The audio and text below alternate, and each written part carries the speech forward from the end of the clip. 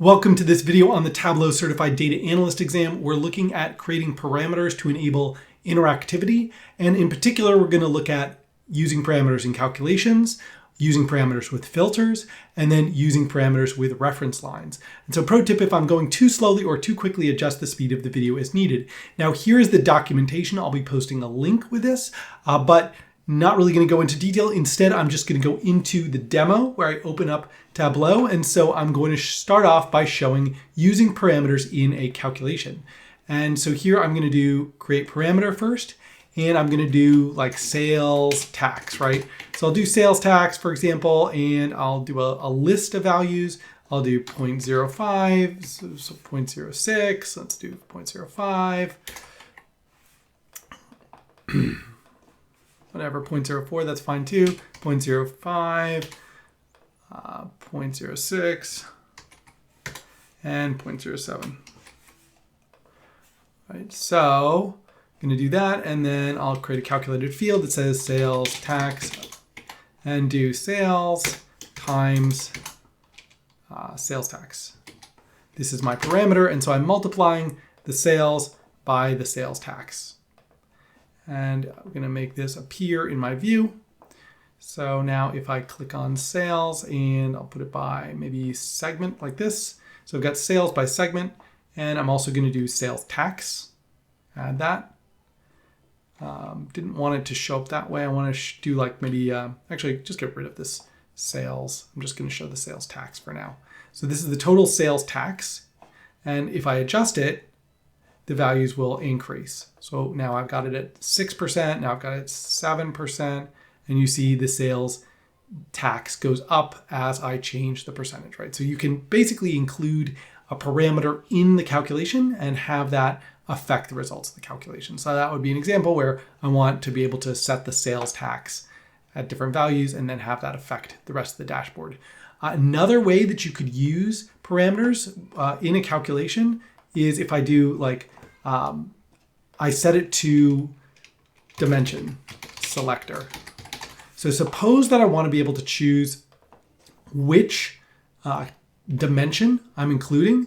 Well, then I could add values from. So I'm going to add like product name as one of mine, and then I'll do subcategory, and then category, and maybe segment. So these are a few of the dimensions, and maybe I want to be able to select among those. So I can select among those by creating a calculated field. And now I'm going to do dimension like this. And so I'm going to say case dimension selector when, and what are the values I chose here? Let's say I just need to show this, show parameters. So I've got product name, then, and now I do product name like this. So I put it in quotes and then I give the value. Right? So I'm going to do that, and I'm just going to repeat that style. So product name is the first one. Then I have subcategory, category, and segment. So do sub.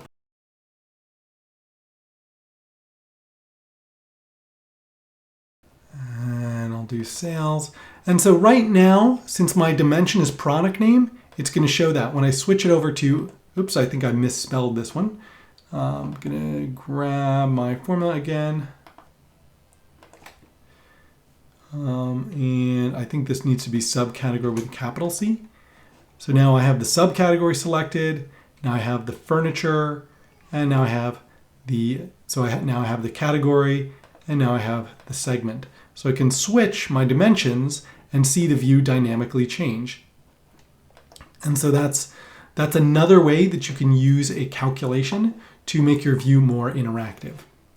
Next, let's take a look at filters. So I can do a lot with just the filtering like this, where I select certain groups and show the filter. Like this, show filter. But there are things that you can't do as easily with this type of filtering, where parameters can come in handy, right? So I'm going to remove this filter, and I'll, for now, delete my dimension selector. Yep, I'm going to get rid of that, get rid of this. Put product name here, or let's do subcategory. And so suppose I want to, let's see, examples.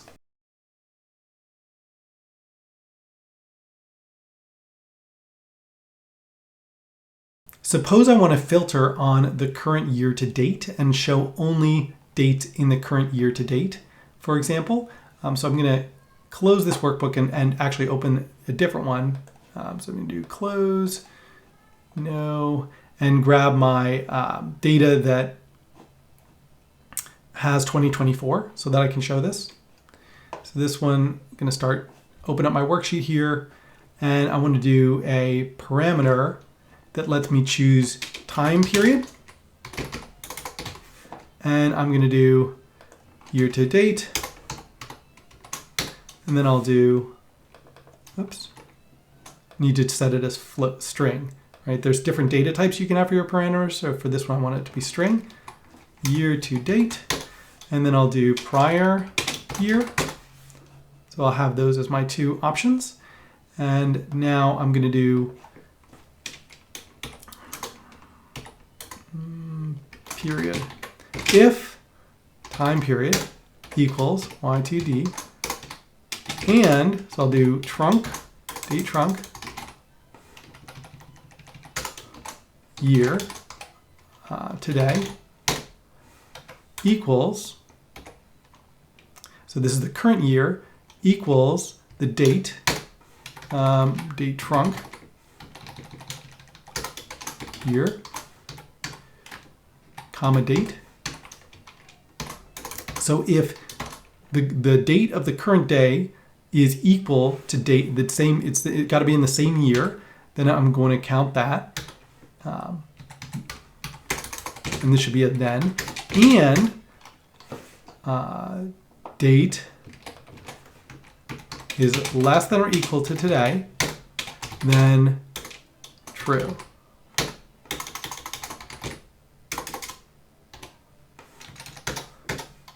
Now, next one, else if time period equals prior, and what did I call it? Prior, let's see, show parameter. Prior year. That's capitalized. Got to make sure I have the right cases. Yeah, equals prior year. Then, actually, this should be an and. And date diff year today. I'm going to do actually date add. Want to do date add or date diff.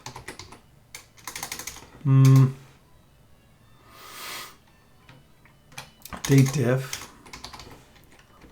I want it to be whatever the year is. I want it to be the prior year. So right now it's 2024. So I want to go back to 2023. So I'll do today, date diff, and want it to be year. So this is going to take it back -1. And today, so I'll take it back to the previous year. Equals date trunk year current date. Then true, end. And I'll do else false. Now if something's not quite right here, now I want to do date trunk so that we're also truncating this to the year. So now right now, if I do year to date, total sale, going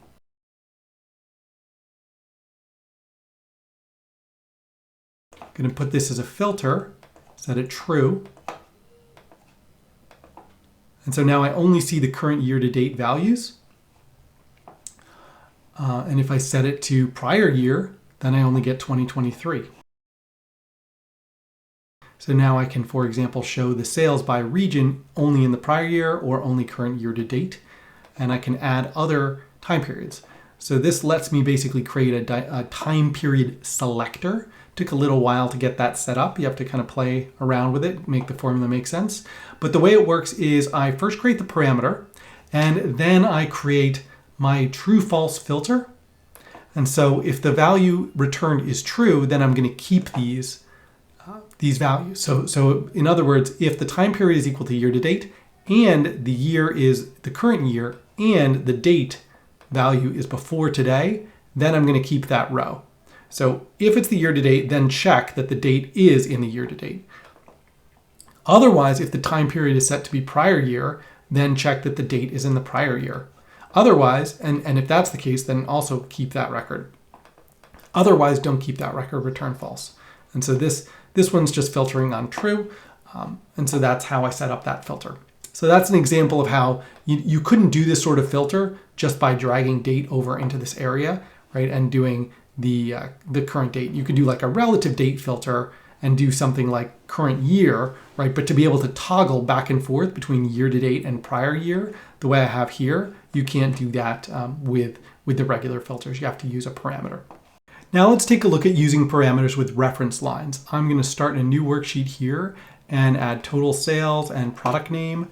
And now I want to add my reference lines. I'm going to go over to analytics and reference line like this.